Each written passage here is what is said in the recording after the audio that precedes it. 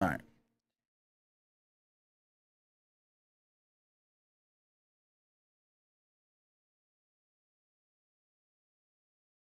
Three, two, one. Hey guys, it's Sim, and this is Pro Wrestling Unlimited, as it's Monday, and that means tonight was Monday Night Raw. As far as tonight's Monday Night Raw does go, I thought this was a really good show, flowed really well, had some really cool camera angles and camera tricks that we're going to talk about. It built up a lot of things, which kind of surprised me as far as when they're being built to, like tag title match next week instead of Backlash. Crowning the women's champion next Monday instead of the pay-per-view. That also kind of, what the heck as well. But we'll talk about it all once we get to it. We got Luke here with us as well. Luke, what's going on? What do you think of Raw? And yeah. I'm doing pretty good. And as far as Raw does go, I mean, it wasn't a bad show. I thought it was a good show. And it was a very newsworthy show. Oh, yeah. I'll say that. It was very newsworthy with the beginning. And with them introducing the new tag belts, which we'll get to it when we get to it. But it's just a lot of the stuff that they're like building for next week doesn't really make a lot of sense to me. So we can just look really fast what they're building for next week, because we have 3 things I want to say already announced. We've got, so Ricochet and Andrade versus Dom and JD makes sense based off of what happened tonight. But then it's like the title matches taking place on Raw instead of the pay-per-view. Like I said, well, I have no clue what they're going to do for the pay-per-view then.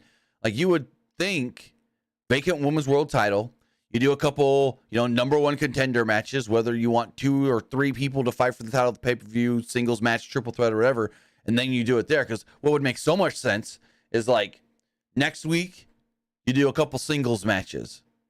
So say we do a 2-3 round tournament.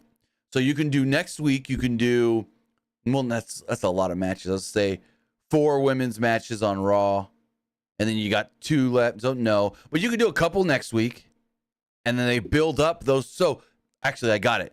2 women's matches next week, 2 singles matches or triple threats, whatever you want to do. Then the winners of those have a contract signing or like a face-to-face on the Raw after that.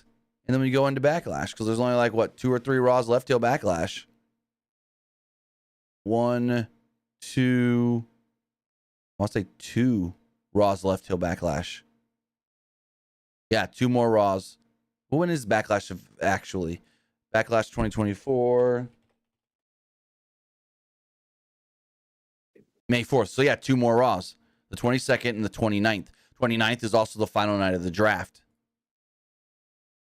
So, yeah, we'll talk more about it here in a moment, but very interesting that they're crowning the champion next week. So it's like they have a plan already maybe for a champion next week, and then are ready to have a challenger for the pay-per-view, or the champion not going to defend the title in France on the pay-per-view. I don't know, but with that, I want to say thank you for joining us here. Twitch.tv/PWU Unlimited, YouTube.com/Pro Wrestling Unlimited, and podcast services all around the globe like Stitcher, Spotify, Google Pod, Apple Pod, Anchor, iHeartRadio, and so much more.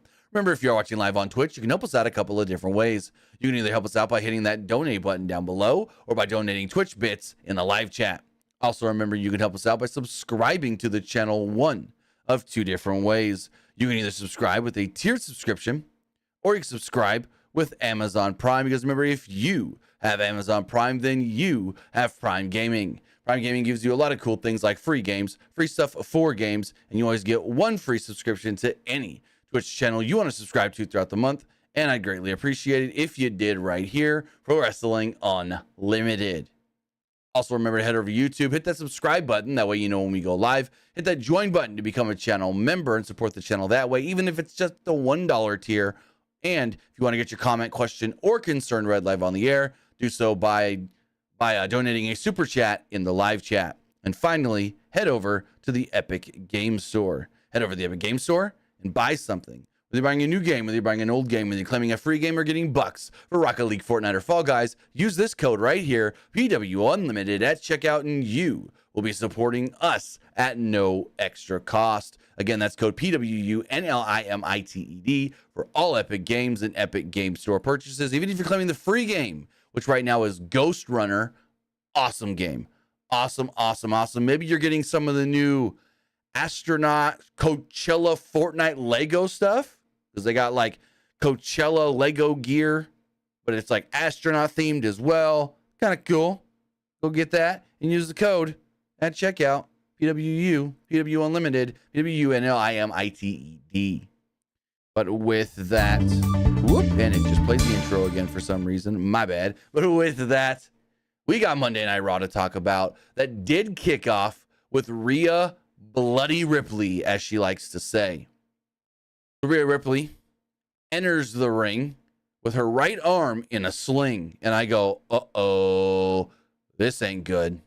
Which we already knew earlier in the day, per Mike Johnson of PW Insider, that Rhea Ripley had suffered some sort of an injury last week on Raw, and it may require her to vacate the championship as early as tonight. And so we got another update from Fightful that said that the injury did in fact happen when Rhea was thrown into the wall by Liv Morgan last week, but there's no heat on Liv. Liv is not being blamed for anything. They're calling it a freak accident. And so with all of that, as Rhea's coming down to the ring, I go, okay, I need to watch her face, because I need to see her facial expression coming out here to know if this is real or not, or how severe it is. And Rhea looked like she was holding back tears during her entrance. She was mad, sad, all the things. And I go, oh, this is real. So Rhea gets in the ring and Adam Pearce is there. And as soon as I notice Adam Pearce is there, I go, well, she's vacating the title, because Adam Pearce wouldn't have been out there if she wasn't. So Ripley announces that she has been told that she's going to be stuck on the bench for several months after the attack last week by Liv Morgan. She said with that, she will also have to vacate the Women's World Championship. She said she is being told to do so, not because she wants to. Ripley says she was pissed because she has lived for this. She has done everything she can to be the champion. Crowd starts chanting, bullshit. They're muting it and everything. And she goes, yes, it is. Or something like that. She's like, yes, it is. Or yeah, it is. Or something like whatever. And so Ripley keeps on going on by stating that the title means everything to her. It is what makes this so painful. It's what she has been working so hard for. And she lays the title down in the ring. The camera gets close on her face. And she lifts her head up, right, looking at the camera. And the crowd starts chanting, thank you, Mami. Ripley then said, you know, they're not going to keep me out so long just because I'm injured, but because when I go in the back and find Liv Morgan, they're going to end up throwing me in a Montreal jail. And immediately, Liv Morgan's music hits.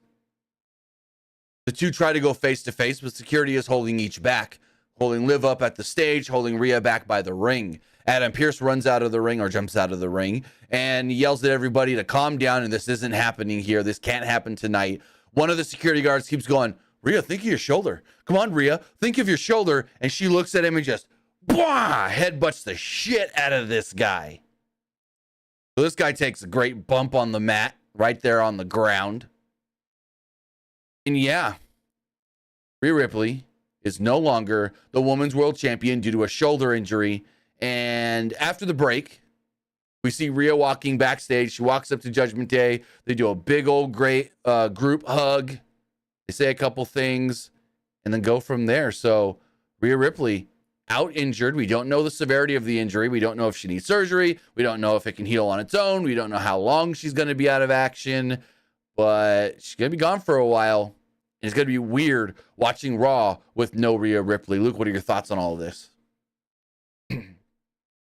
My biggest thing out of all this is like how long of a reign Rhea would have had, right, if she didn't get hurt. When were they planning on taking the title from her? Yeah, like that's one thing I was kind of thinking about. Like, would they have taken it off her, like, let's say SummerSlam, or they have her hold the belt for like another year? Mm-hmm. An interesting one. Yeah, it's one question we'll never know. That was something I was wondering as well. Maybe not never. It'll maybe eventually come out going, oh, the plan was always for so-and-so to end Rhea's reign. Because Rhea ends her reign at 380 days. Rhea was the champion for 380 days, which is a great title reign. Technically, she has beaten the record for that belt by 1 day. So technically that belt was the SmackDown Women's Championship. Bayley held that belt for 379 days. Rhea now has the record of that belt's lineage, 380, by 1 day, which is pretty cool to think about.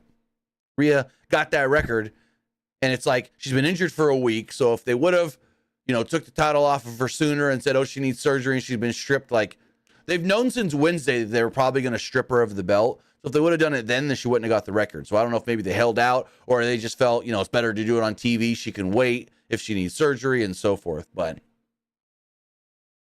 now the big question is, who do we think, A, fights for that title? And who do we think, B, out of those who fight for the title, win the title? Are we going to get a multi-person match, singles match, gauntlet match? Well, that would be multi-person, but are they going to do a gauntlet match? Are they going to do a singles match? Are they going to do a battle royal? I hope not. Are they going to do a triple threat, four-way? What are we thinking here as far as who's going to win that belt? I was thinking maybe a triple threat with Liv, Becky, and Nia. I was thinking the same thing. Also, and then maybe have Liv win? Question mark. Okay, hold on. I need to pull this up on the screen because this is weird. I was pulling up the roster for the WWE, WWE website, and this is weird because how Cody is no longer considered Universal Champion. They just say undisputed WWE Champion, right? Yeah. So look what they have here on the website. 2 different listings for Cody as Universal Champion and undisputed WWE Champion. That's weird. I think someone might have made a mistake on that. I don't know. But if we look at the Raw, ooh, we got a new Roxanne Perez render. That's interesting. That'll be pretty useful. Well, they put out one last week of her new with the belt. Now it's a second one. I wasn't there earlier because I check the renders almost every day. I check this roster page once a day, if not more, just to see if there's new renders. A, to see what I can use, and B, to update the Wrestle Renders DeviantArt page to help others out. But if we look at the Raw roster here, we got Becky Lynch, who one would assume is going to be in the mix. Candice LeRae, probably not. Chelsea Green, probably not. Indy Hartwell, probably not. Ivy Nile, probably not. Katana Chance, Kaden Carter, probably not. Liv Morgan, yes. Maxine Dupree, no. Natalya, she's doing stuff in NXT. Nia Jax, probably. Nikki Cross, no. Piper Niven, no. Raquel Rodriguez, if we knew her status, because I don't know if because she's been gone since Elimination Chamber. So I don't know if maybe they can use her, bring her back. I wonder if maybe she could have been the one they were waiting on to beat Rhea because of their history. You know what I mean? Maybe. Yeah. Shayna Baszler. Oh, I would hope. Oh my God. I would lose my mind if they put that title on Shayna next week and we get NXT champion Shayna. Oh. Sonya Deville, who knows when she's coming back. Tegan Knox, no. Trish Stratus is an interesting one. They wouldn't put the title on her, but Trish was recently asked if she's going to do more with WWE, and she said, you're just going to have to wait and watch in 2024. And she's still listed on the active Raw roster. Valhalla, no. Xia Li, I always forget she's even still with the company. And Zoe Stark, no. So it's like, I doubt it, but my one thing is like, you're calling an audible anyways. Let's go Shayna Baszler. Doubt it. It's probably going to be Liv, Nia, or Rhea. I mean, Liv, Nia, or Becky when we look at these rosters here. So, why does that keep playing? I do not know. Hey, guys, it's Pro Wrestling Unlimited. It's weird. It shouldn't play anymore. It only played the first time, but whatever. Anyways. Yeah. Ooh, what if it's Jade Cargill? She's a SmackDown wrestler. Like she's signed to the SmackDown roster. They could always do the draft. But they're crowning this new champion before the draft. Remember, the draft doesn't start till not this Friday, but the following. They're crowning this champion next Monday. The draft is after that. So I don't know. I mean, you never know. Right. Like you said, it's probably either Becky, Liv, or Nia. One of those three. I'd say it's probably gonna be Liv. if I had to pick. I wonder if Liv was going to be the one to break. I don't know why I keep saying break the record. Technically, it's a record. But I wonder if Liv would have been the one to take the title from Rhea. Because, I thought Becky. Well, actually, I thought if anyone was going to beat her, it was going to be Becky, and it wasn't. So it's okay, where are they going from here? It probably would have been Becky if Becky signed a new deal before Mania. Well, you can't say that, though, because all we have heard is they haven't approached her yet on a new deal. So we don't even know if she's had the opportunity to sign or not. If you think about it in that regard. But we'll have to see what happens. We got, a week. We'll hear all the rumors and reports, and probably something will come out before next Monday. But as we move forward, Michael Cole announces that there are 15,108. Oh, wait. Before that, I want to show something else on the screen. This is just me nerding out about stuff, but I want to show this. There's a new logo for the draft. I don't know if you noticed it. Did you see it? Yeah, it had the yellow, it had the gold almost. The yellow for NXT. That's why I was going to pull it up. Technically, it's gold. Oh, yeah. Yellow, gold, whatever you want to call it. But we have a new logo for the WWE draft. As you see here on your screen, we have a new WWE draft logo. The WW of the WWE logo is in red and blue. And then it says draft 2024. But there's a couple other things to look at. The swoosh is in yellow. And also around where it says draft is red, yellow, and blue. I actually really dig this logo. I think it's really, really cool. But incorporating the yellow, and then last week on Raw, when we saw Ava in the office with Nick Aldis and Adam Pearce talking about the draft, and then Chelsea Green has even gone on social media, and they're played this up on Raw tonight, where Chelsea Green is like, hey, Ava, draft me away from the main roster. I'm done with Pearce and Aldis. I don't want to be working for them anymore. So we're going to get some people going over to NXT. And like FIFO reported last week, it was not a coincidence that Ivar and the Final Testament showed up on NXT last week.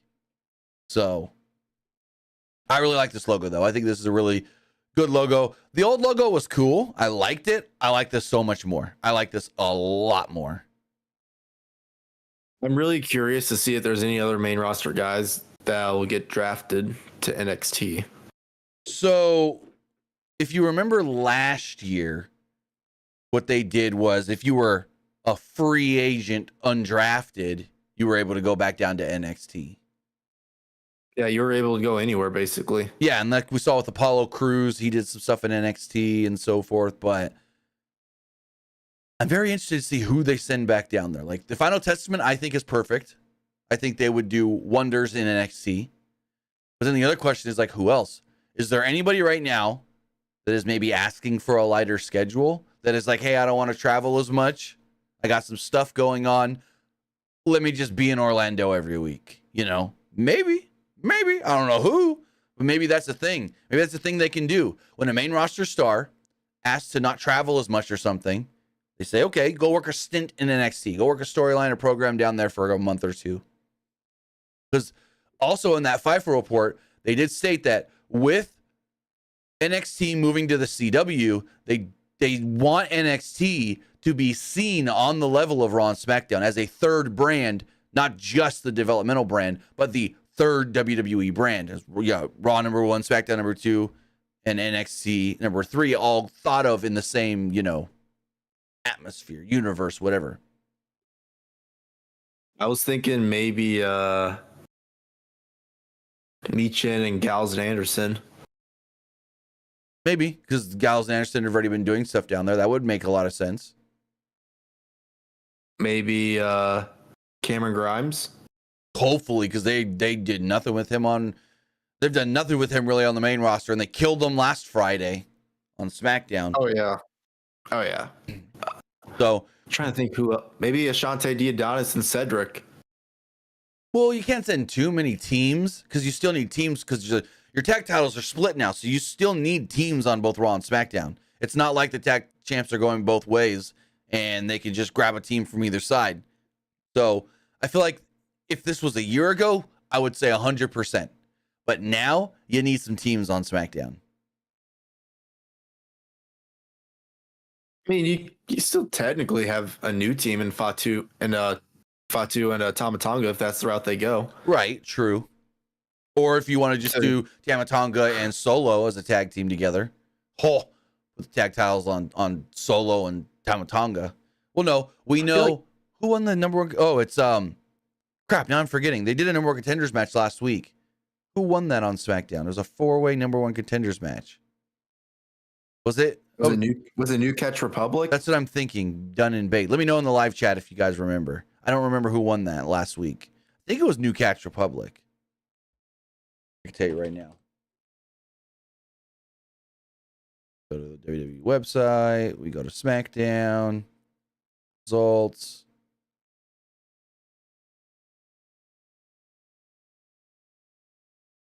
I'm not seeing it. Weird. Let's go to full results instead of just the regular results. Breaker beat Grimes. Naomi beat Tiffany Stratton. What the crud? It's not listed on the results at all. Are you sure they did one? Unless it's happening this Friday. Hold on, I can tell you. I think it's happening this Friday, actually. Maybe. I got the graphic. Well, actually, if I have the graphic, then it should be happening. Yeah, it's happening this Friday. My bad. So, it is going to be this Friday. It will be Street Profits, New Catch Republic, Legado del Fantasma, and AOP. The winners will face Theory and Waller for the tag titles. So it's this week. It hasn't happened yet. That's why I don't know if the winners. I say it should be New Catch Republic. Same. I mean, you still got like a decent amount of teams though on SmackDown, even if you take away Cedric and Ashante. Right. Because you got Legado, LWO, new Bloodline team. But if you're putting Final Testament back in NXT, then you're moving AOP. So that's another tag team you're moving off of SmackDown. Right. I don't know. As we move, I'm sure it'll get figured out. Yeah. As we move forward, speaking of NXT, Michael Cole actually mentioned Ivar's appearance last week on NXT, while also stating that there are 15,118 people in the building in Montreal. Then we get, speaking of Ivar, the return of Sheamus. Sheamus versus Ivar. Sheamus has not been seen since last August when he faced Edge on SmackDown, Adam Copeland, whatever you want to call him. And a couple things that they announced here that I didn't really know. Michael Cole said that ever since that last match he had, it was in Canada, he has been suffering from some neck issues. And Pat McAfee said, yeah, he had surgery. And then Michael Cole said that he spoke to Sheamus today, and Sheamus told him that Sheamus is feeling better than ever. So, we got Sheamus. Got more of an old school Sheamus here, I felt. And this is good. Sheamus versus Ivar. It went 8 minutes. You got welcome back chants and let's go Sheamus chants. At one point, Sheamus did hit a big white noise off the middle rope, which popped the crowd. He didn't go for the cover because this led to an early commercial break, though.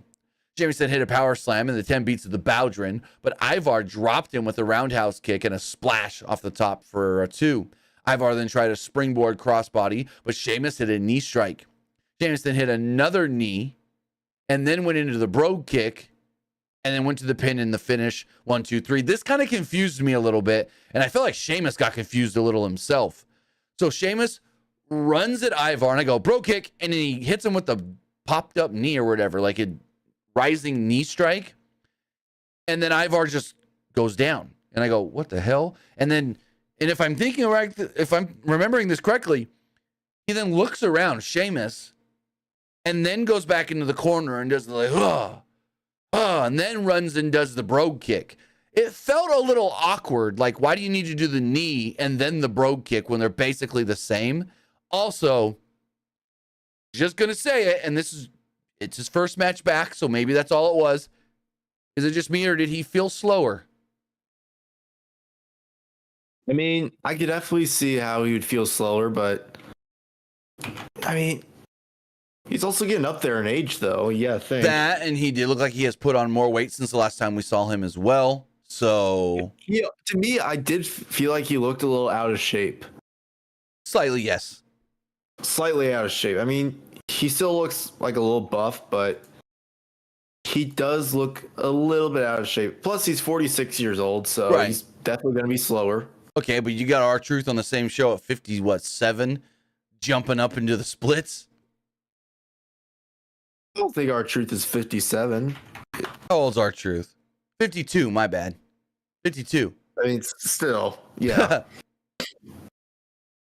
R-Truth does not age at all. No, not at all. He does not age. So, yeah, Sheamus is back. Sheamus won, of course. I mean, he wasn't not going to win.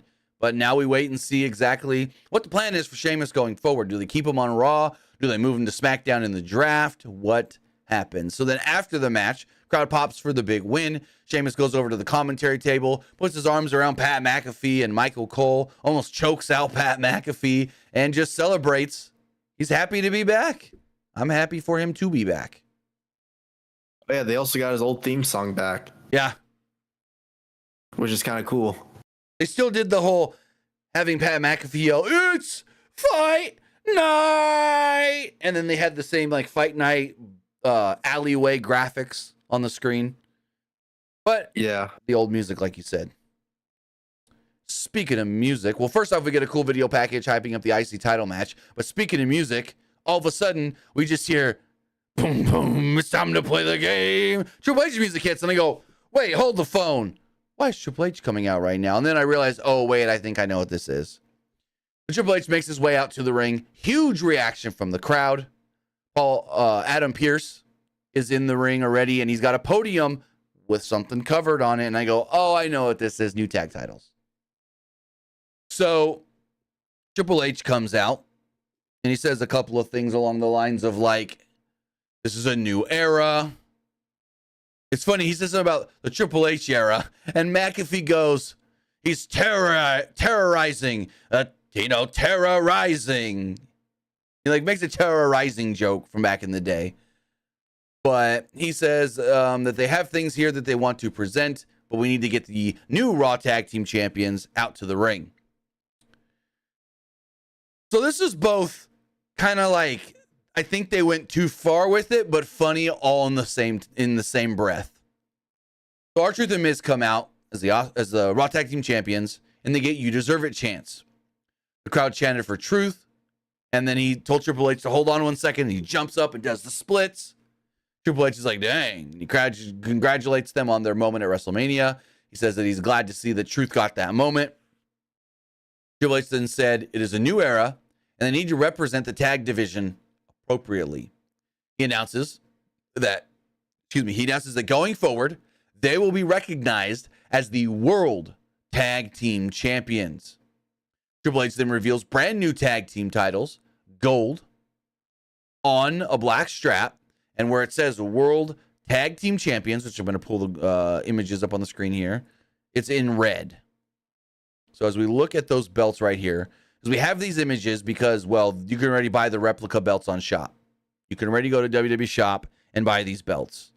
But as we look at these images here, these are the new World Tag Team Championships. So it's all gold. There's a little white behind the gold here. It's on a black strap. It's circular. There's burgundy behind the WWE logo in the globe. Burgundy behind the text as well. It says World Tag Team Champions. And then we also have this image here, just looking at it from the side. What would you call this? That's not a falcon. What would you call that? A griffin? I would probably say Griffin, yeah. So they got a griffin on either side. There's a shield in the middle as well, like a family crest shield emblem kind of deal. Looks really cool. I would say they're better than the titles they had. I wouldn't say I love them or anything, but I think they look good. What are your thoughts? Titles don't look bad at all. I feel like it's supposed to be like a modern version of like the belts from the 2000s. Right. And I feel like the SmackDown ones, it's going to be the exact same design, but except for the red, it's going to be blue, like SmackDown blue. So that's what I was thinking, But in calling this the World Tag Team Championships, that means those are going to be the WWE Tag Team Championships. And do you really want them to be blue and red like the old tag titles and then be stuck on those brands to where because everyone hated when you drafted the tag team champions back to separate brands, then all of a sudden you have to swap the belts because the red titles have to stay on the red brand and the blue titles have to stay on the blue brand. So it's like, do they go that route though, with the blue on the belt, and then be kind of stuck of, well, these are the blue belts, so they can only be on SmackDown, and these are the red belts, so they can only be on Raw. You know what I mean? I get it, yeah, but if you already made those belts red, you might as well make the other ones blue. Right, and I was thinking the same thing. So we'll wait until SmackDown and see what they do. So I assume. I do like the belts, though. Yeah, I think it looks pretty cool. But I assume they do the same thing on SmackDown as well with the new SmackDown belts. I have seen some mixed feelings about it, though, on Twitter. Some people said they didn't like it. Some people said they liked it. I mean, they're not bad belts at all. No. I mean, it does. I will say the design, though, whenever they do these kind of belts with like separate brands, if the designs kind of get lazy, if you really think about it. So I think I know what you're getting at there, and I think we have to wait till Friday to see if the other belts look the exact same, because there is a chance that they look different and they're not just the same with a different color. There is that chance. If you remember back in the day, the WWE and the World Tag titles looked slightly different. Back in like the early 2000s. That's the only difference, though. Like, but if you remember the WWE, let me pull them up. If you remember back in the day, the WWE and the World Tag Team titles were shaped differently. So I think we can find them on WWE's website, which make it a lot easier. WWE.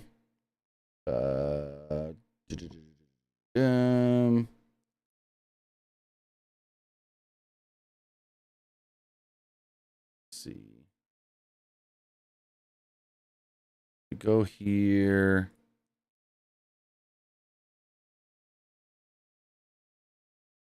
Okay, here we go. Got them.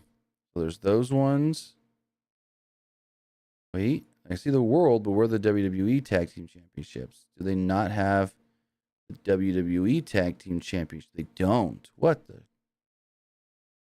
They have the World Tag titles on here, but not. Okay, so let's just pull up 2003 WWE Tag Team Championships 2003.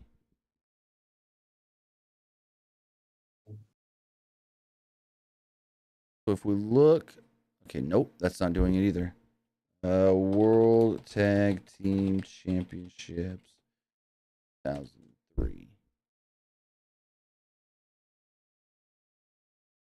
Okay, so if you look at this here, this was the design of the World Tag Team Championships. If you see, it's shaped like that, and then we have, it's kind of harder. Here we go, bigger WWE Tag Team Championships. So they were shaped differently back in the day. Granted, these ones, like you were talking about earlier, these ones got blue, and these ones have red on them. So the red titles and the blue titles and whatnot. Oh, here's an even better one to try to compare here. Let's do this. Image. Here we go. Here's both belts. World, which is basically based off of the old school design. And then nope, that's not even it either. But regardless, we had these belts and then these belts. And they weren't the same. So I'm hoping that what we see on Friday does not look just like the belts that we saw tonight. And they look different. Could be wrong, but we'll have to wait and see. At least they're not copper and look like pennies anymore. I mean, yeah. I mean, if the SmackDown one looks different, it's gonna be interesting how they like shape it a little bit. Right. So yeah, we'll have to wait and see.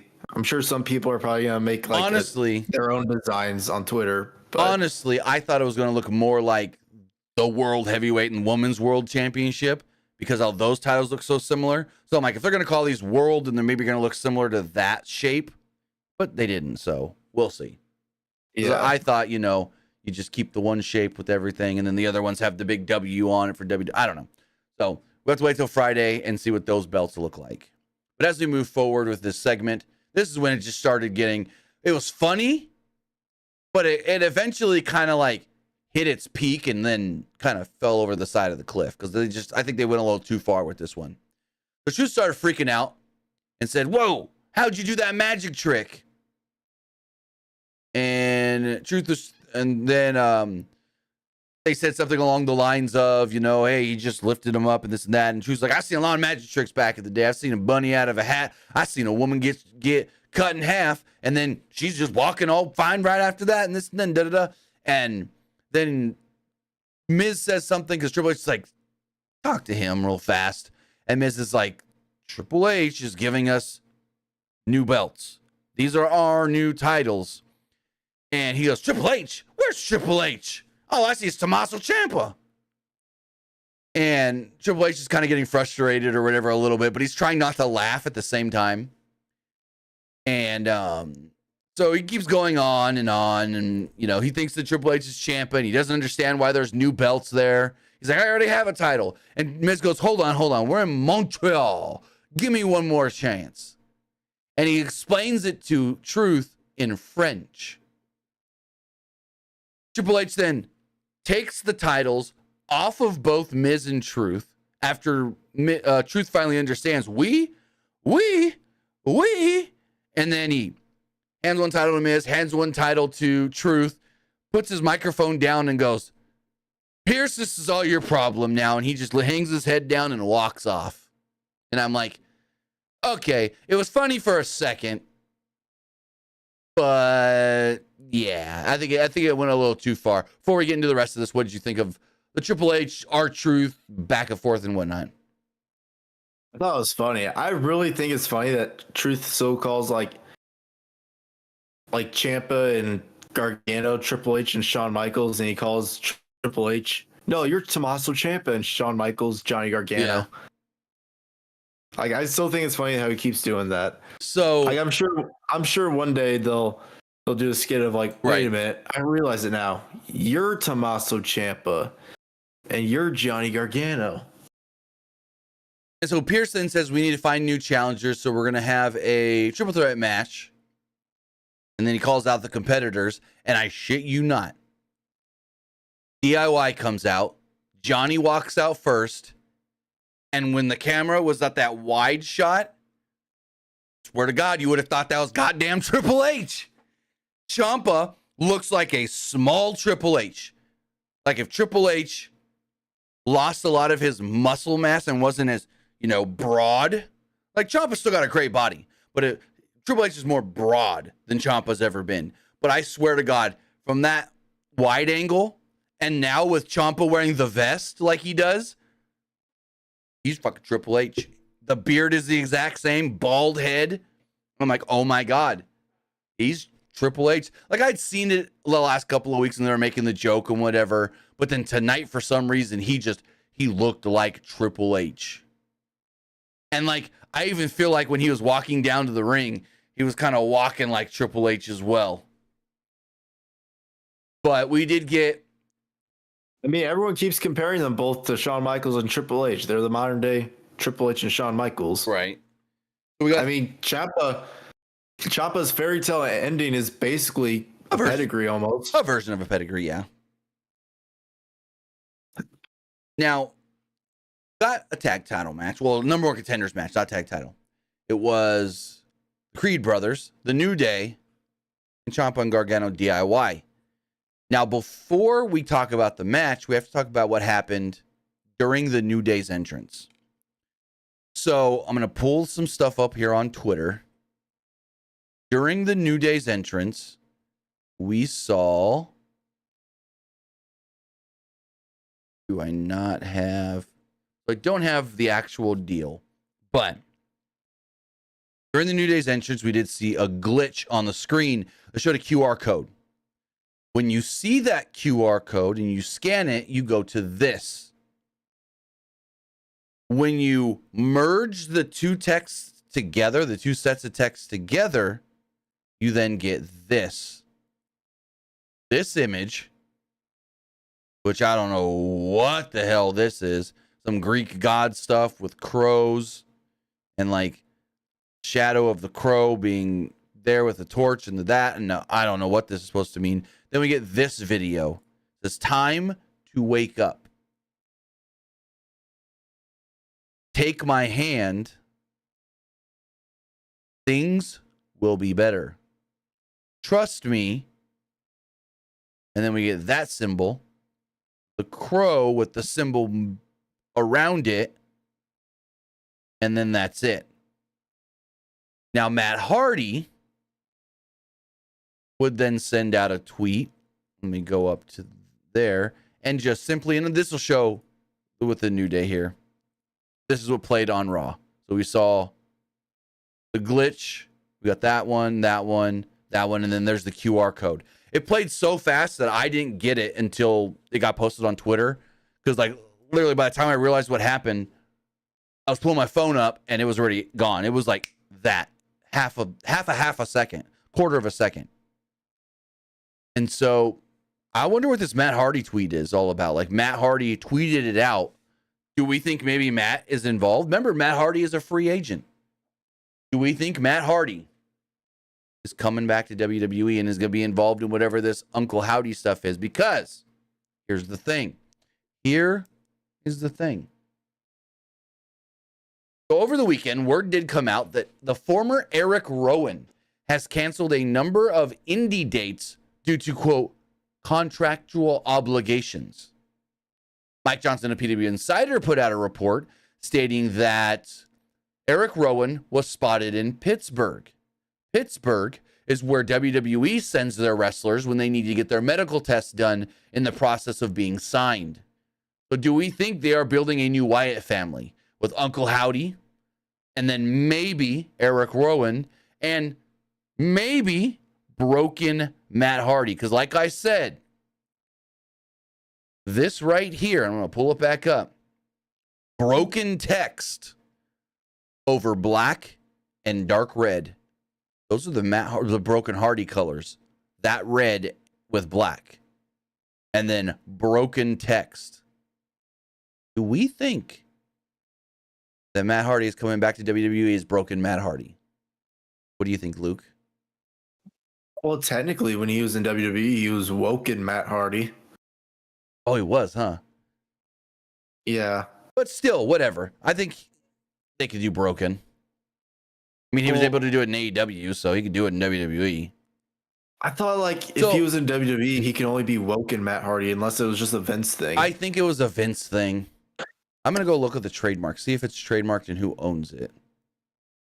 But what do you think of, Matt Hardy tweeting that out and maybe them building a new Wyatt family with Bo as Uncle Howdy, Eric Rowan, and Matt? I think it'd be kind of cool. I mean, what if they add Braun Strowman to it?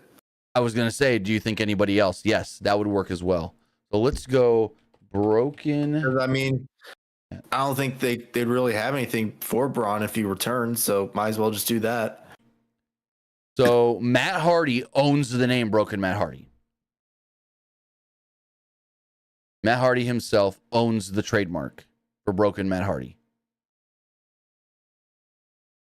He's owned it since 2017.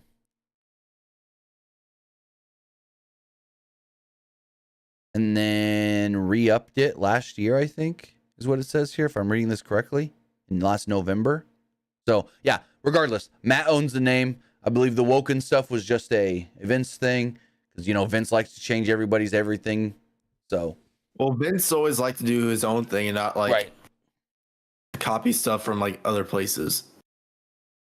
But, like, technically, I wouldn't have called doing the Broken Matt Hardy thing a copy because you're actually literally bringing in the guy that created it.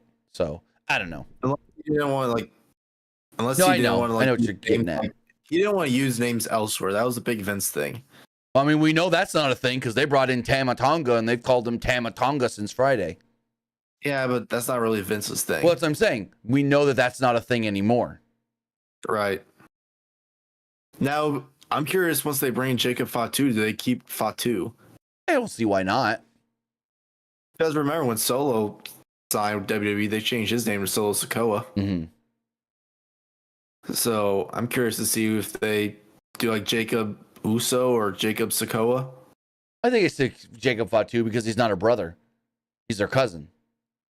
So, but at the same time, well, because the original plan for Solo was for him to never be with the brothers, and he was going to be his own thing all the way. And then they were just like, screw it, your bloodline. So, I don't know if they would have called him Solo Uso or given him a whole other name. Because you think about it, Solo, meaning singular, by yourself, alone. So, I don't know. There's a lot of meaning in that name if you think about it that never really played out. What we got? I mean, what was his name like outside WWE? That's a good question. Because I know he had the last name Fatu, but I mean that's a real last name. Yeah, that's a real last name, but I can't remember what first name he had. So he has wrestled under the names Solo Sikoa and Sifa Fatu. He was Sifa Fatu. Real name, Joseph Yokozuna Fatu.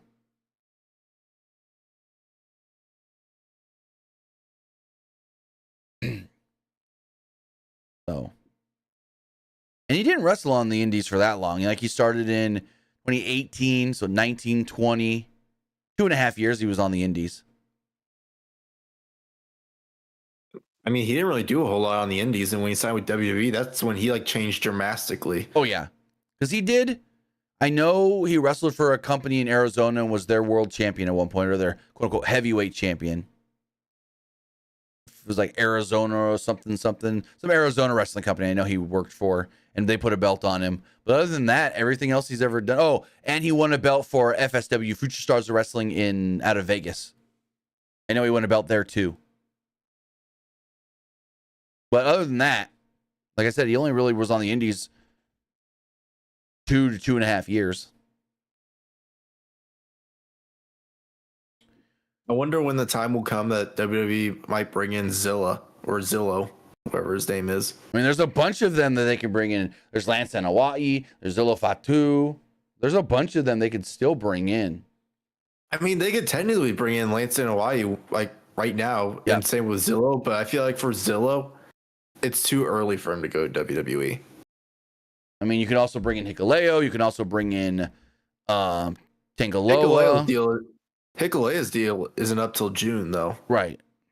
But I'm just saying, if you want to eventually get them all and have the entire family under WWE, I mean, in the next year, you probably could. Year or two. Oh, yeah. In the next year. Oh, yeah. And I can totally see them all wanting to go to WWE because I'm like, oh, if this is how they're treating like our family, imagine how they would treat us. Right. Almost. But I don't know. I also feel like adding too much of them to the bloodline might be a bad thing. I mean, if we're getting 2 bloodlines, who knows? I mean, if you're doing 2, but like, I feel like if you're doing like more than 4 or 5, right, it might be a little bit of a bad thing. You're doing too much. I agree. Just keep it like small and simple. Because I know right now, Zilla has been teaming with Juicy Finau. They've been teaming together. Juicy, who used to team with Jacob, who also used to team with Lance. Juicy, not part of the family, but they consider him a brother or cousin or whatever, so. Like, he considers Rikishi his uncle. Juicy. I don't think they're blood, but yeah.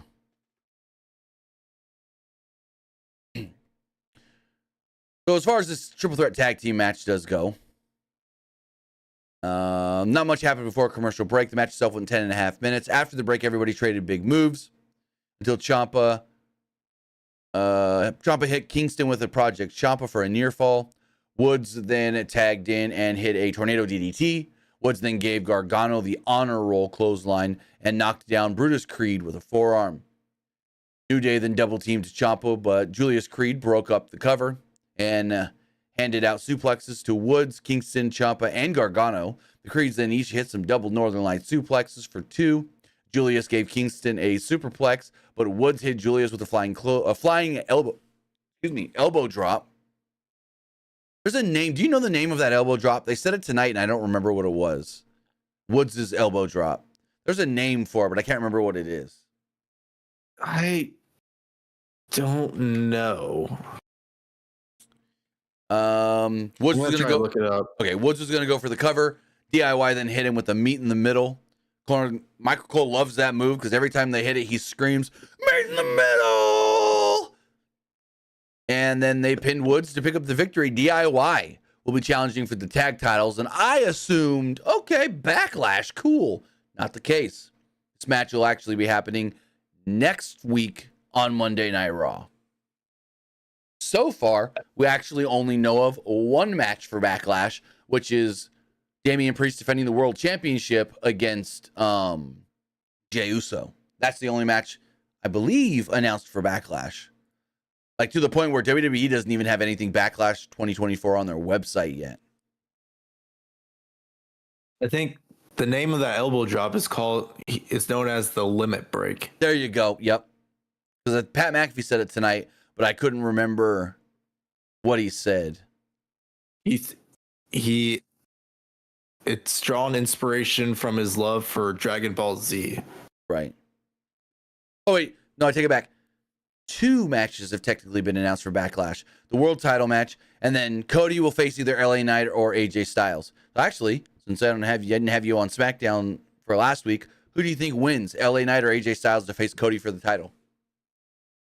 Probably say AJ. Same here. I seen a lot of people saying it should be LA Knight, but I'm like, no. Cody needs a heel. And it's like, you really want LA Knight to lose now to the champion? Well, yeah, no. Cody needs a heel for his first title defense. Right. I think AJ would be the perfect one right now. Oh, yeah. Like, AJ's not going to win, but it would be a good win for Cody because he's defending the belt against a former multi-time champion. Yes. And plus, AJ is one of those names. Plus, AJ is one of those names where if you beat him, it's not really going to affect him at all. Mm-hmm. So, Cody can win this. So then there's a big thing about pre-order the new CM Punk Mattel action figure. Jackie Redmond then attempts to interview Drew McIntyre. They, at this point, have also shown a replay of CM Punk costing McIntyre the match last week. McIntyre doesn't say anything, but instead he boots the television, that is the monitor that they're watching, that is on a stand. He just kicks it and storms off. That's all the Drew we got tonight. So Drew McIntyre still pissed off at CM Punk. Then we had a tag team match. It was Candice. Is CM Punk actually like cleared? Because I don't know. I don't know. I have no clue. I guess he's not so bad off that they think he's going to injure himself doing anything. Because we've seen in the past where WWE's like, well, if you're almost there, we'll let you get a little physical, but we're not going to risk anything and this and that. And so it's like, I feel like they may think and may be under the impression of maybe he's getting close. I don't know. I mean, because when's he supposed to be like fully cleared by though? So if we look at his last injury, like the last time he had this injury, but we can't really look at him, but we look at Christian Cage, who had the same injury. I want to say 4 to 5 months. So January, May to June, May, June at the latest, I would say. If he recovers, on time. So he's basically almost good to go then. Potentially about a month, unless he's ahead of schedule, which he kind of hinted at on the Ariel Helwani podcast, the MMA Hour, that he was feeling maybe ahead of schedule. I don't know. But feeling ahead of schedule and actually being are two different things. Doctor saying it or not. So I say they should do this match at Clash of the Castle. So would you want that, or would you want Drew against Priest and Drew wins the title back at Clash of the Castle? I feel like if they do it at Clash of the Castle, if they do like Drew versus Priest at Clash of the Castle, I have a feeling Punk might screw him over. Unless Drew wins and then Punk attacks him right after. Unless you have Punk able to come back before that, and they do a big match at the King of the Ring pay-per-view. And that's your blow-off for Punk and Drew in Saudi. Or Punk and Drew. That's Maybe. before. There's options. Who would they have win that King of the Ring? King and Queen. I don't know. Yeah. That's a tough one for me. I have no clue. Like LA Knight, King Knight. I was thinking maybe King Ricochet. Have him walking around as King Knight. Think about that, King Knight. It would be funny, but I feel like it would fit more for Ricochet. Just call him King Ricochet. Because of the nickname. I mean, you could see like they want to push Ricochet, and then it always just like, whatever. Whatever. I think it's even harder to figure out which on the women's side, to be honest. It is harder for the women's because we had Queen Zelina, which would fit more for her, but Elite says they need a heel. They don't need a heel. Woods was not a heel. Is Xavier Woods a heel? Tell me that. Was King Woods a heel? Hell no. No. It doesn't have to be a heel. What? So since Saturday said, what about Queen Chelsea Green? Oh my God, that's perfect. Oh my God. Her as a queen. Oh my yeah. God. Yes. Yes. I am the queen. I deserve this. Where's your manager? And she doesn't even win it on her own. Piper helps her every match through. Oh my God. Yes. Yes, please. So, as far as this women's tag match does go, it's Candice LeRae and Indy Hartwell against Maxine Dupree and Ivy Nile. Not much to it. The match went 3.5 minutes. Dupree gave Hartwell a flying crossbody and a fisherman suplex for a 2. Dupree then distracted herself by confronting LeRae, which allowed Hartwell to drop her and tag in LeRae. Dupree then fought back with the DDT. Dupree tagged out, but the referee didn't see it because Indy distracted him. The ref then told Nile to get back out onto the apron. Hartwell, not the legal person, booted Dupree behind his back. Hartwell then dragged LeRae into the cover, and they picked up the victory. This match was all kinds of weird and discombobulated, and I'm like, what the shit is going on? And in the end, Indy cheated for her team to win. So yeah, there we go. What do you think? I'm honestly kind of getting tired of like seeing Indy and Chelsea versus Ivy and Maxine every week. Candice, not Chelsea. Oh yeah. Well, this was the quote-unquote rubber match. So this is, you would think, is the last one. Because they each have one win against each other, team-wise. Yeah, but I feel like they've been doing this too much where like give us a different one for these teams. Well, I mean, it's a storyline. They're building up Candice and Maxine. I think the end game here is a singles match on Raw against Maxine and Candice LeRae, where Maxine somehow beats Candice LeRae. That's the whole thing. Because they're trying to... The whole thing came from people online bullying Maxine. And so they came up with a storyline where somebody in that woman's division starts to bully Maxine. And in the end, Maxine's going to have to prevail on her own, have to beat the bully. So I think in the end, Maxine gets the big win over Candice one-on-one. Yeah, that's what I was thinking. Then as we go forward, we got an awesome Damian Priest type video. Showed video of him from like his ROH days. And then voiceovers from his post-WrestleMania press conference where he talked about how 10 years ago he was homeless and people said he would never make it and this and that. And now he's world champion. And they showed all different types of clips of him in WWE, from NXT and the main roster and so forth. This is an awesome video package. So then we move to the Judgment Day backstage. Dominic and JD were upset, but Priest reminded them they still run the WWE. He urged Dom to teach Andrade a lesson and told McDonough to have his back. Finn Balor thought that they should be focusing more on getting back the tag titles. And why does he have to face Jey Uso? Priest then says, no, we need to focus on tonight. And you need to teach Jey Uso the meaning of the word loss. Priest would teach Jey the meaning of pain at Backlash. Priest then asked Balor if he was good. And Balor's like, yeah, I'm good. Also, speaking of Judgment Day, I do have to pull up a tweet really fast. I forgot to talk about this earlier with Rhea. Where is it? Buddy Matthews sent out a good tweet. I can find it really fast. Buddy Matthews. Buddy Matthews sent out this tweet regarding Rhea being injured. I forgot to bring this up earlier. He said, quote, "Thank you, Mami. I promise I'll make sure she comes back bigger, better than ever. Hashtag thank you, Mami." I was like, oh, well, that was cool of him to tweet that out, even though he's an AEW guy. So I wanted to share that in case you guys missed it and didn't see it on social media. As we move forward, we had a very interesting segment here. Chad Gable is in the ring. They tell us that this was shot at 3:45 in the afternoon, and Chad Gable was in the ring training with the Creed brothers, and Jackie Redmond conducted an interview with him. I'm like, okay, they're really trying to be the UFC now, doing them, in the locker room warm-up video interviews.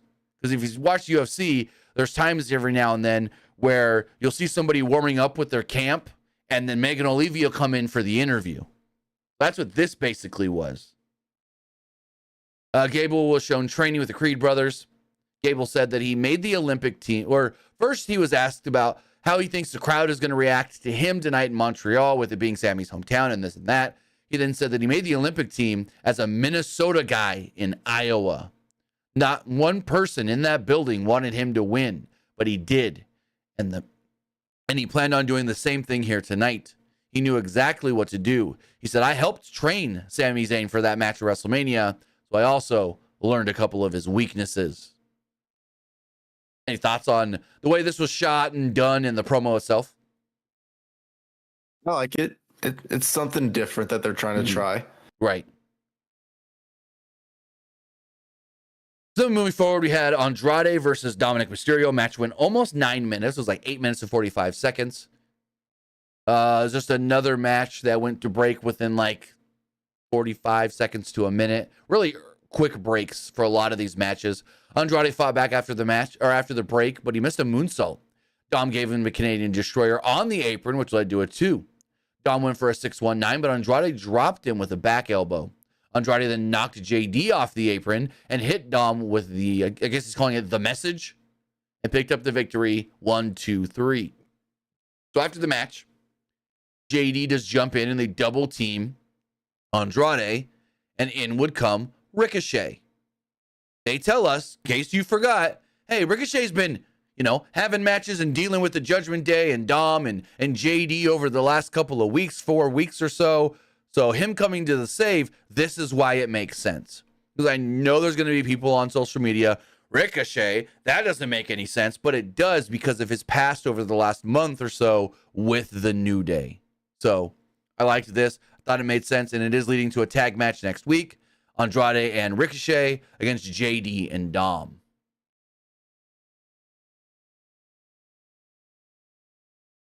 Card is kind of quiet for it, though, if I'm going to be completely honest. Yeah.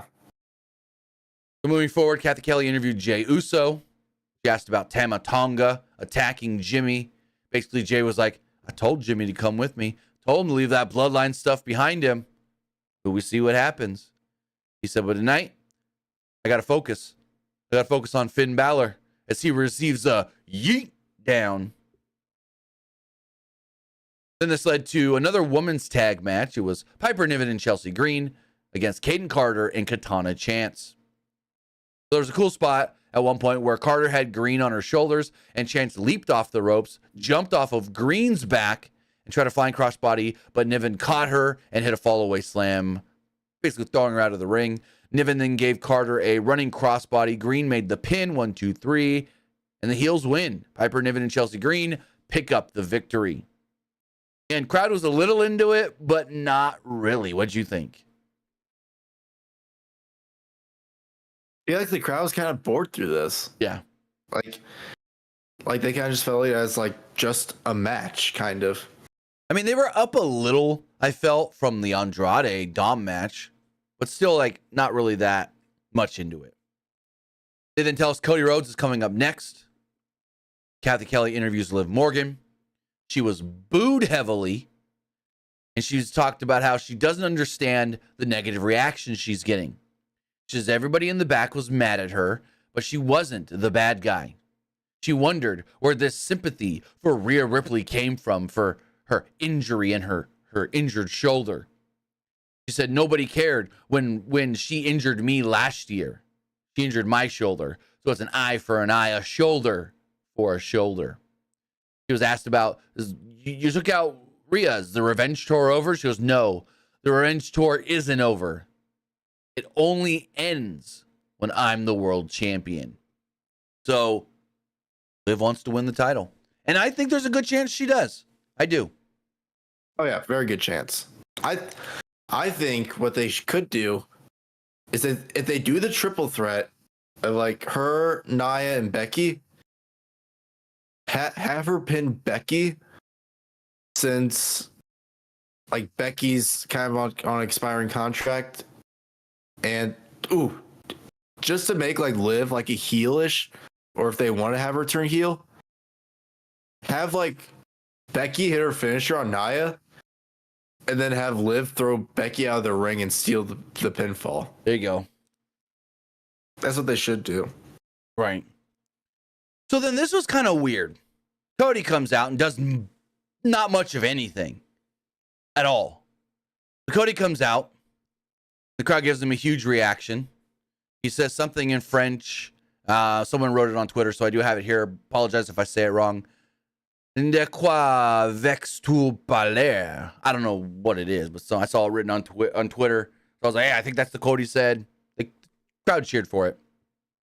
He then thanked Adam Pearce for allowing him to be here, because he goes, as he said, as undisputed WWE champion, technically I'm a SmackDown guy now. But Adam Pearce said I could still come back over Raw and hang out whenever I want, so I ain't going anywhere. He then mentioned that his next challenge is going to be either against LA Knight, crowd cheered, or AJ Styles, crowd boos. He then thanked Seth Rollins for being his shield at WrestleMania, and this gets the crowd to chanting, thank you, Seth. Rhodes then moved on to The Rock. Rhodes says that it was news to him how much training The Rock did ahead of this match. He figured Rock had more than one match left in him from what he saw at WrestleMania. Rhodes says that Rock was probably right when he said that he would make him bleed, quote, but if I'm gonna bleed, you're gonna bleed with me.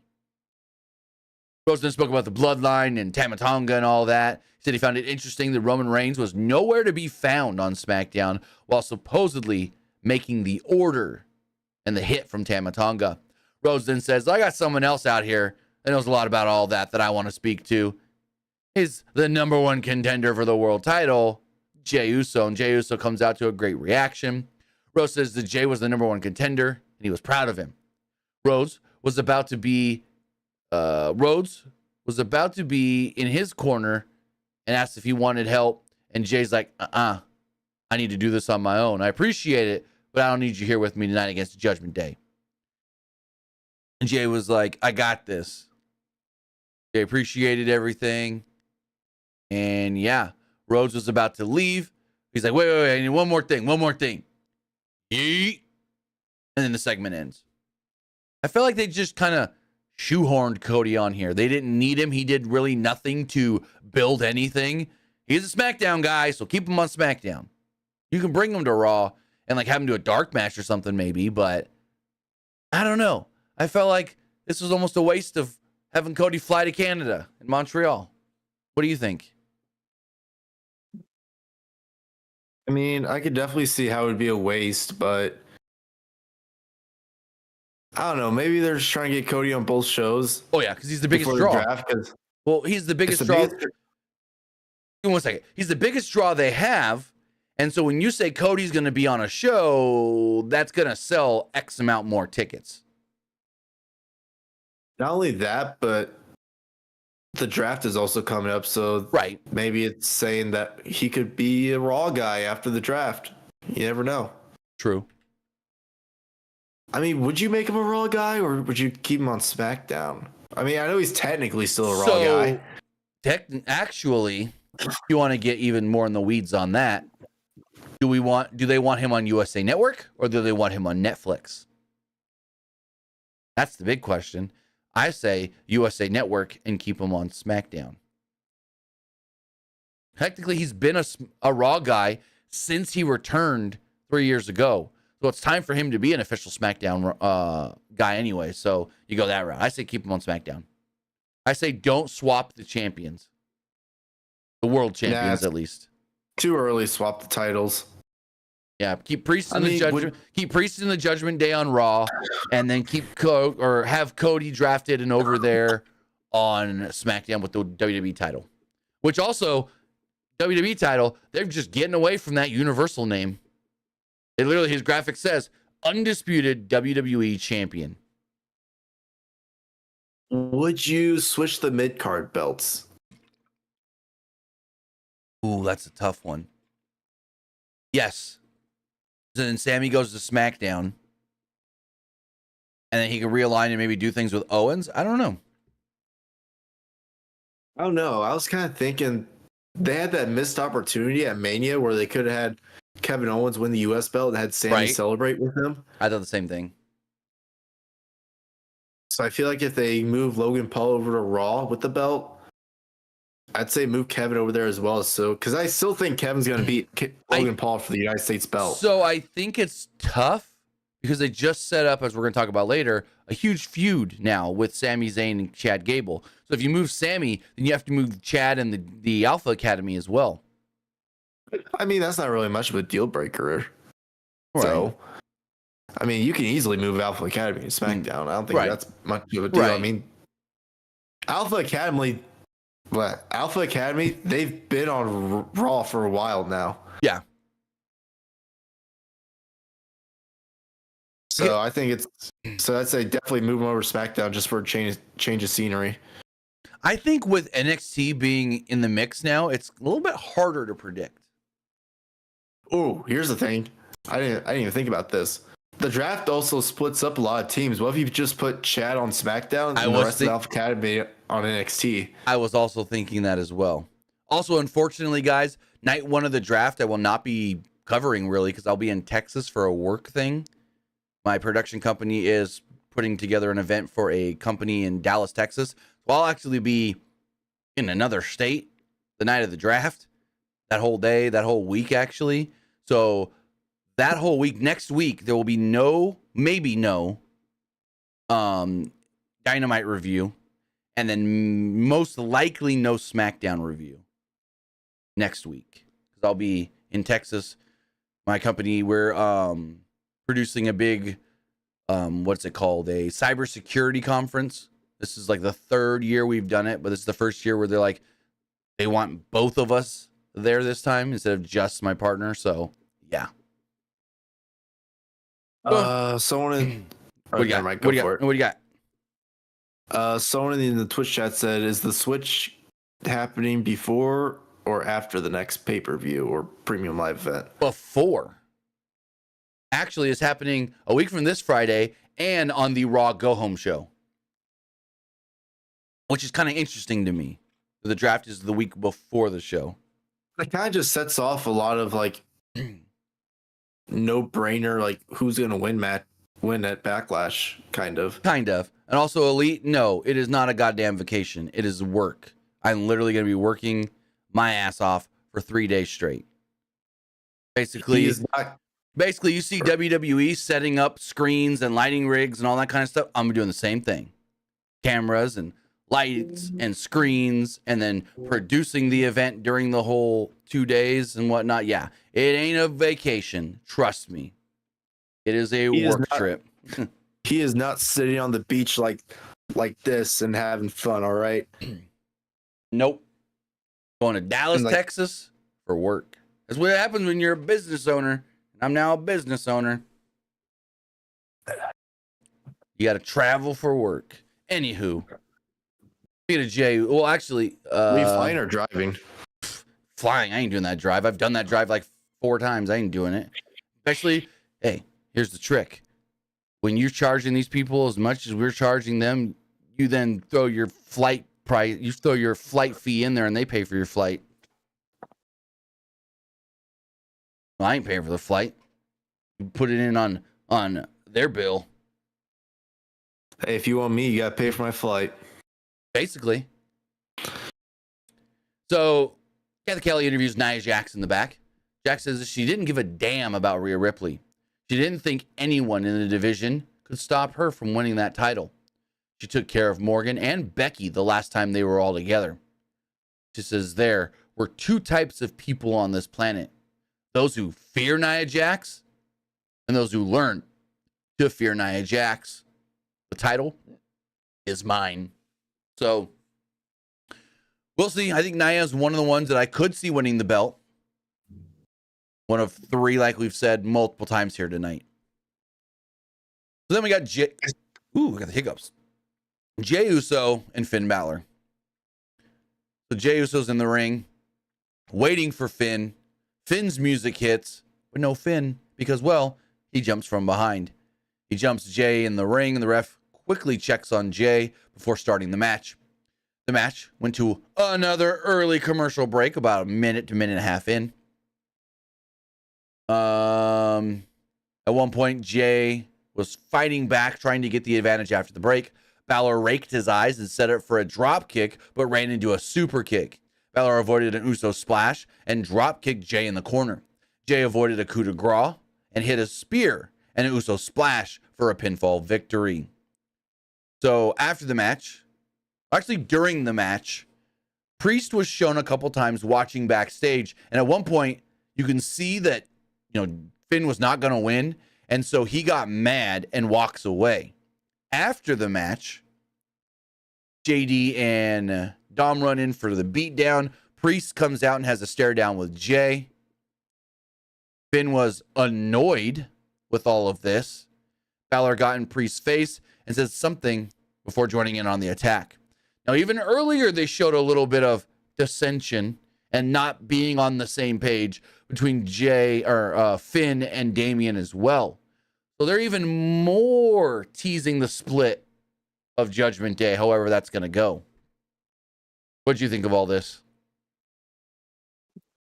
I think they're really pushing for the split of the Judgment Day since Rhea's basically sidelined for a while. Yeah, you can actually do some, I think, even more interesting stuff with them. Because now what are you going to do? You can literally do Finn and JD against Dom and Priest. And then you don't have to have Rhea in the middle being like, well, I want to be on my Dom, but, I'm here with, I was with Priest first as well, but Finn really took me under his wing. And this, like, the Rhea thing is interesting, but you don't need to muddy it with that now. You could really just do Dom and Priest, JD and Finn, and go that route. I'd say first, I don't know if they do this at Money in the Bank. What's first, Money in the Bank or SummerSlam this year? What do you make? I'd say first at Money in the Bank, do Damian and Dom versus Finn and JD. That SummerSlam, do Damian versus Finn. It's coming. Damian and Finn with the title on the line, most likely. If Damian doesn't drop it before they do it, it's coming. Or what if I Clash at the Castle, Finn screws Damian? It's a possibility. That's the easy way to set it up, and then Finn can be like, I feel like you tried to make it all about you ever since you won the belt. I like that. So after this attack, Jey does get the upper hand. He super kicks Dom, chucks JD into Balor, and runs out through the crowd. Camera stays on Jey. Go up the stairs, through the concessions area. He's high-fiving everybody. High five, high five, high five. Then this one guy just doesn't get out of his way, so Jey grabs the guy's shoulder and pushes him. He walks outside of the building, and there's Sami Zayn he's like, what are you looking at? Sami's standing there outside the Bell Center. Sami said that the first show he ever saw was in this building 25 years ago, and now he's returning as a champion. Zayn wanted to enter the building the same way he did back then, right through the front door. Sami then walks past the camera. The camera turns and follows Sami through the concourse area. Sami is being pummeled by fans, pummeled in a good way, like they're congregating all around him. He's happy as shit. We have a guy wearing a Canucks colors El Generico mask, I think. They saw the guy really quick. He then walks out into the crowd. We get a huge wide shot of the full ass arena. Like this place, there was not an empty seat, it looked like. And then Sami does his entrance. This is nuts. His music is playing. He walks down the ramp or the stairs. He gets down by the announce table. He's still in the crowd. And then the camera pans out a little bit. He runs back up into the crowd, and we go to our commercial break. So basically, it seems like they were told, or Sami was told, are you going to do this entrance? You're going to go out, blah, blah, blah, and then you're going to have time to play. So I don't know exactly what they did during the break, but it would have been cool if they just kept Sami's music playing the whole time, and he was just running through the crowd, high-fiving people, and doing all kinds of cool stuff. But yeah, we come back from the break. Well, actually, what'd you think of this shot? The whole follows Jey, gets to Sami, and then follows Sami. It's more cinematic, pre-planning, scripted out, awesome shots. What'd you think? Very cool shots. I thought it was going to be a security issue, though, because they had no security. Like, I don't think they had any security with Jey, but, like, no. Especially with Jey, like, shoving that fan, I was like, yeah. Oh, boy. That could have gone bad, because if that fan was an asshole, he would, like, jump back at Jey or something. Right. Well, for all we know, there could have been a security guy standing right behind her next to the camera that we didn't see. Because you're not going to... Because you're not going to want to see security escorting Jey out there or whatever. You know what I mean? Right, unless security like told the fans like, don't touch Jey or else you'll get kicked out or something. That was the thing. They could have gave the fans up there a warning. Hey, a wrestler's about to come through. Jey Uso's coming through. You could high five him, but don't touch or this and that. But I feel like maybe it could have been like camera guys here, security guy either right here, just slightly behind him, or actually behind the camera guy. There's a possibility. So we come back from the break. They tell us the 3 things that are happening next week. Andrade and Ricochet versus Dom and JD. R-Truth and The Miz will be defending the World Tag Team Championships against DIY, and a new women's champion will be crowned. So before he makes his entrance, Bronson Reed confronts Chad Gable. They're in gorilla position, and Reed basically just says, whoever wins tonight, whether that's you or Sami, the champion will be waiting for me and won't be waiting long. Or he wouldn't be the champion long. Then we had this main event match. This match ruled. This match was awesome. This match was as great as we thought it was going to be. Sami Zayn defending the Intercontinental Championship against Chad Gable in a 17-minute match. So Zayn had the early advantage and had the 2 men then faced off. We went to a break about 2 minutes in. Gable was in the center of the ring after the break. He hit a dive to the outside and a diving headbutt in the ring for a 2. They showed Sami's wife. I never know how to say her name. Khadija, I think is what they say on commentary. Khadija. They show her in the front row. And I'm like, man, I love when they show Sami's wife because you can see how much into it she is, like emotionally. It's not just like, go, Sami, go. Or she's always just like, I hope you win. I don't know. This is stressful in a good way. Like, she's always so stressed out for her husband in such a great way. Like, give me more of her during Sami matches. So Gable targeted Zayn's leg, but Zayn fired back with a clothesline. Gable reversed an exploder into a cradle for a 2. Gable applied an ankle lock, but Zayn knocked him outside of the ring and followed this up with a springboard moonsault. After another break, Gable hit an Olympic slam off the top rope that we almost didn't see because it literally came back from the break and like 3 seconds later they hit it. Gable followed this up with consecutive German suplexes, but Zayn followed it up with 2 Germans of his own. Gable then switched it up and hit another German, so Sami did the same. They countered each other's moves over and over until Zayn suplexed Gable right on the top of his head. Oy, chihuahua, this looked bad. Zayn then hit an exploder in the corner and went for a haluva kick, but Gable picked the leg and applied an ankle lock off of it, which was a great counter. Zayn then countered out of it and hit a powerbomb. Zayn went for a sharpshooter, fell over because his ankle was hurt. Gable avoided the haluva kick yet again and gave Zayn a German suplex into the middle rope. Gable applied the ankle lock once again, but Zayn eventually reversed it into a cradle for a 2. Zayn gave Gable another exploder into the buckle and followed this up with a haluva kick to pick up the victory. Before we get into that crazy wild post-match, what did you think of the match itself? Well, I thought the match was pretty good. It really was. Yeah. It was a really good main event, in my opinion. Oh, yeah. So after the match, Sami jumps out of the ring. He goes and hugs, high fives this one guy that he probably knows or whatever. I don't know. But then he goes and embraces with his wife. When all of a sudden we see arms come around Sami from behind. Sami goes, whoa! And it's Gable.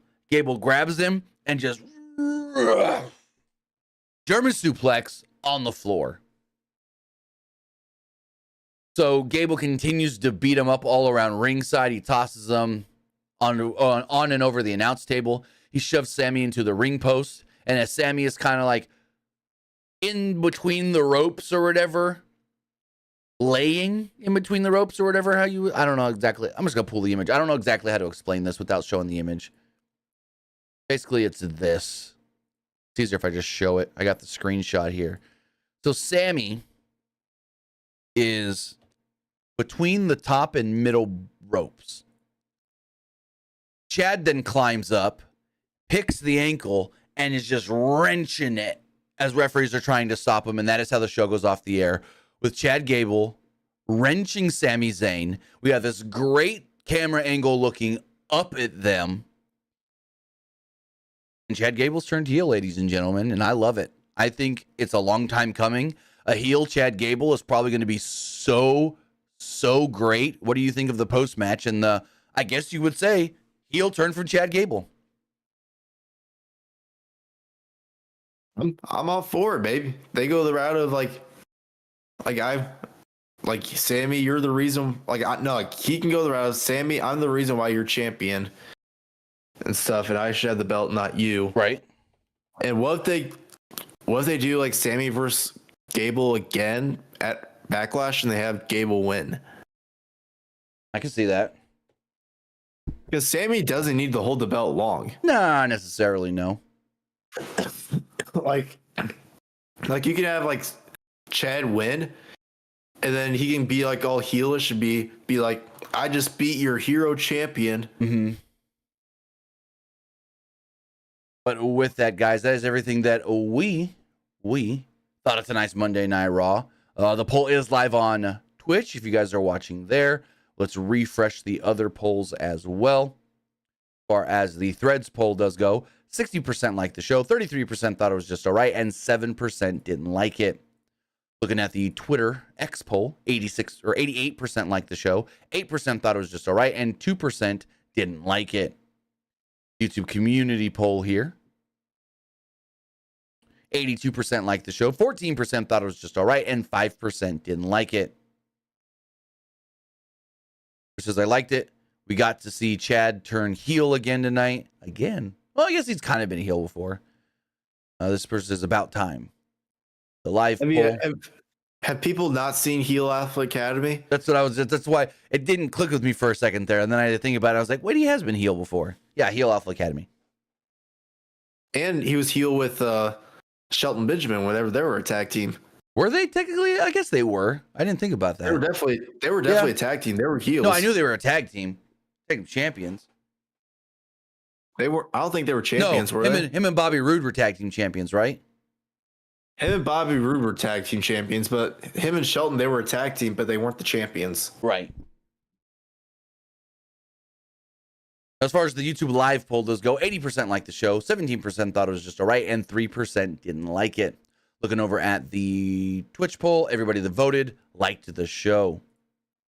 With that, guys, that is going to wrap everything up. I want to say thank you for joining us here. Twitch.tv/PW Unlimited, YouTube.com/Pro Wrestling Unlimited, and podcast services all around the globe like Stitcher, Spotify, Google Pod, Apple Pod, Anchor, iHeartRadio, and so much more. Luke, tell them they can find you. You can find me over at Twitter X at Petke_21. And you can also find me over at Twitch at Young Grasshopper Luke. With that, guys, have a great rest of your night. Have a great week. We'll see you back here for Dynamite on Wednesday. Have a good one.